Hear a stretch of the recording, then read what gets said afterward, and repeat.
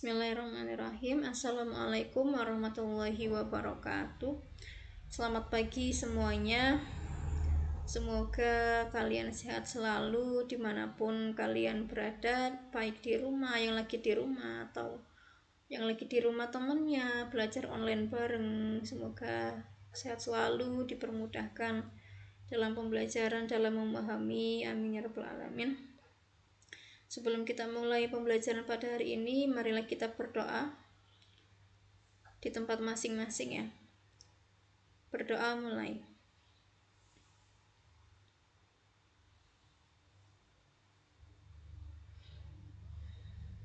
Oke, berdoa selesai. Nah, pembelajaran hari ini sudah memasuki bab 2 dengan tema pedoman negaraku. Nanti kalian akan memahami perumusan dan pengesahan Undang-Undang Dasar Negara Republik Indonesia tahun 1945, dimulai dari pengertian konstitusi. Pernah mendengar tidak kata konstitusi? Ya, nanti materi ini dirangkum ya anak-anak. Ditulis poin-poin pentingnya saja, tidak harus semuanya ditulis, tapi cukup poin-poin pentingnya saja, seperti itu. Dan kalian wajib mendengarkan video ini sampai akhir biar nilai kalian bagus dan nilai evaluasi yang diberikan oleh ibu guru kalian bisa menjawabnya dengan tepat. Oke, semangat belajarnya. Kita mulai. Konstitusi berasal dari kata constituer. Ini bahasa Prancis yang berarti bentuk. Kemudian konstitusi berasal dari bahasa Inggris, yakni constitution, yang artinya hukum atau dasar.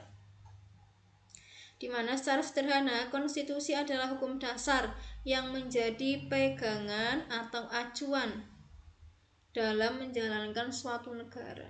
Nah, konstitusi ini disebut hukum dasar. Oke, lanjut dulu. Fungsi konstitusi untuk apa? Untuk mengatur bagaimana negara itu dibentuk, dijalankan, dan apa saja hak serta kewajiban warganya. Nah, terdapat dua macam konstitusi. Konstitusi artinya apa tadi? Hukum dasar. Nah, di Indonesia ada dua macam. Ada konstitusi tertulis dan konstitusi tidak tertulis. Konstitusi tertulis itu apa contohnya? Yakni Undang-Undang Dasar. Misalnya pembukaan Undang-Undang Dasar, kemudian batang tubuh Undang-Undang Dasar, yaitu terdiri dari 16 bab dan 37 pasal. Tahu ya, pasal-pasal yang terdapat di undang-undang, serta aturan peralihan dan aturan tambahan. Biasanya ini di bagian paling belakang undang-undang dasar ini. Kemudian yang kedua, konstitusi tidak tertulis, disebut juga contohnya yakni konvensi, disebut sebagai konvensi.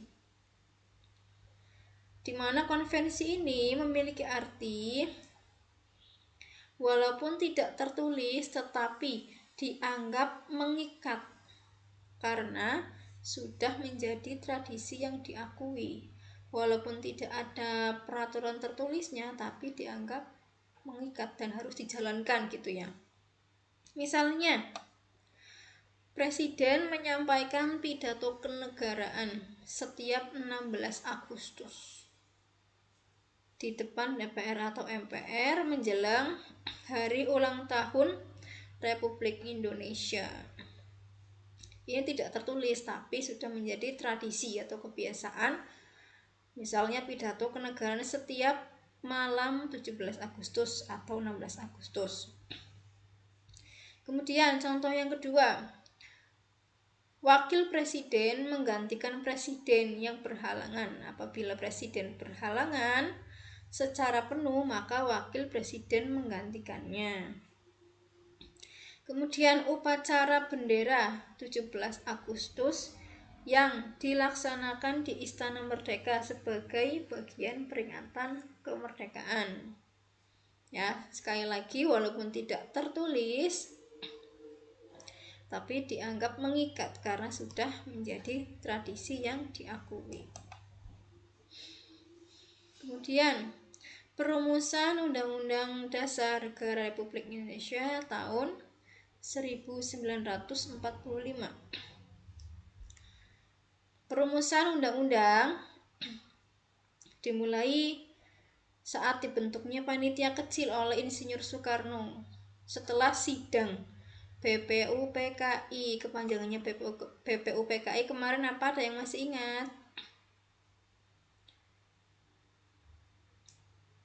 Oke, dijawab di tempat masing-masing ya, karena sudah diterangkan. Nah, tugas panitia kecil ini adalah untuk menampung dan menginventarisasi rumusan, yakni untuk kayak mengarsipkan, mengumpulkan, menampung rumusan dari undang-undang. Kemudian yang kedua, dibentuknya panitia 9.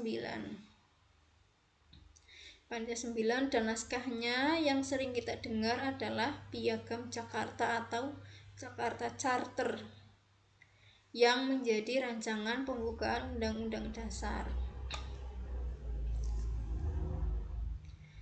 Kemudian proses perumusan Undang-Undang Negara Republik Indonesia terjadi pada sidang BPUPKI, Badan Panitia Usaha Persiapan Kemerdekaan Indonesia. Kemudian sidang Kemudian sidang kedua yang berlangsung pada tanggal 10 Juli sampai 17 Juli tahun 1945. Selain itu juga dilakukan sidang PPKI, Panitia Persiapan Kemerdekaan Indonesia, tepatnya tanggal 8 Agustus 1949.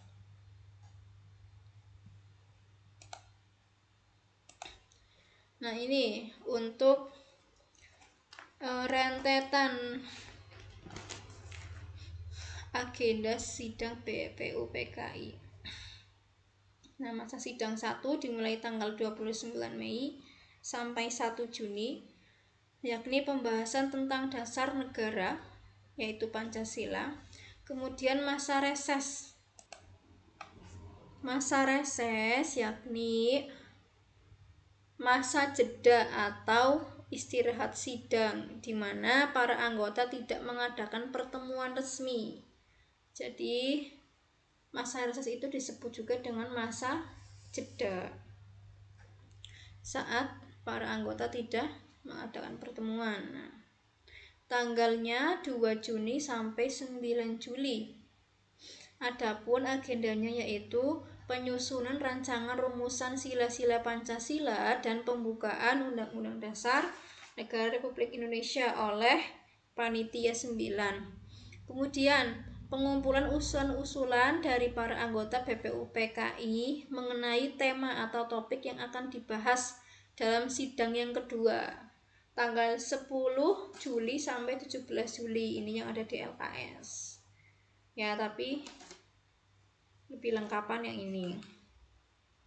Poin-poinnya apa saja? Yaitu pernyataan Indonesia Merdeka, membahas terkait bentuk negara, daerah negara Indonesia, Badan Perwakilan Rakyat, Badan Penasihat, Kepala Negara, pembelaan tanah air, atau pembentukan tentara nasional.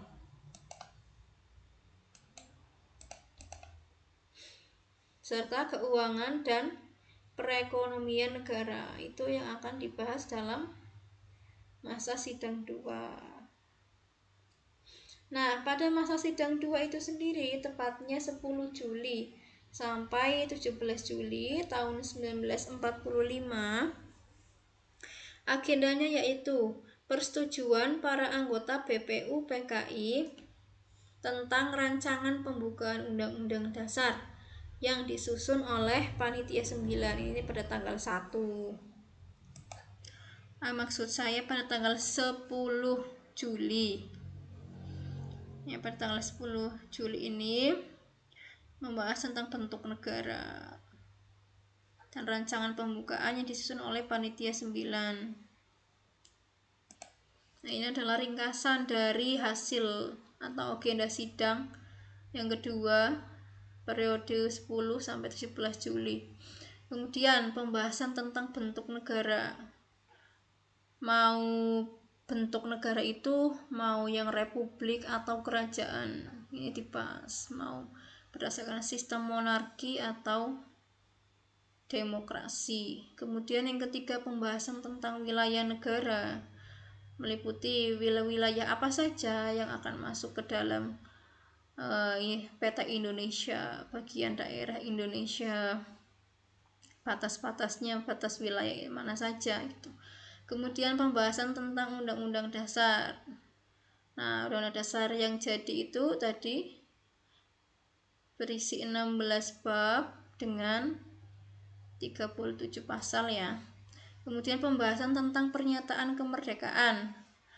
Pembahasan tentang keuangan dan perekonomian negara. Kemudian pembahasan tentang pembelaan tanah air, yakni dengan membentuk Tentara Nasional Indonesia. Untuk timeline atau urutan-urutan perumusan kalian bisa melihat di LKS ya, mulai dari tanggal 10 Juni apa saja yang terjadi, kemudian 11 Juni, 13 Juni, 14 Juni dan lain sebagainya sampai 17 Juni di LKS ada dan lengkap, tapi belum tentu kalian mau membacanya. Jadi untuk materi ini kalian wajib mencatatnya, meringkasnya di buku tulis sendiri. Karena dengan kita melihat dan mencatat dengan tangan, bukan dengan ketikan ya. Kalau dengan tangan itu ingatan kalian itu akan lebih tajam dibandingkan kamu yang mengetik di HP, apalagi kopas. Itu tidak akan membekas di pikiran kalian. Kalau nulis itu kalian kan secara tidak langsung meringkas. Membaca sekaligus menulis itu akan menambah daya ingat kalian. Nah, kalau ini lebih ke ringkasan pokoknya apa saja yang terjadi pada masa sidang kedua 10 Juli sampai 17 Agustus. Oke, sekian ya. Kalau ada yang mau bertanya silahkan, boleh di Classroom, boleh di WA, boleh di komentar video ini, tidak masalah, akan saya jawab. Oke, selanjutnya nanti kalian akan mengisi evaluasi. Apakah kalian paham dengan materi yang Ibu jelaskan ataukah belum? Jadi nanti soal-soal yang Ibu buat sesuai dengan yang ada di video ini. Oke, semangat terus belajarnya walaupun online.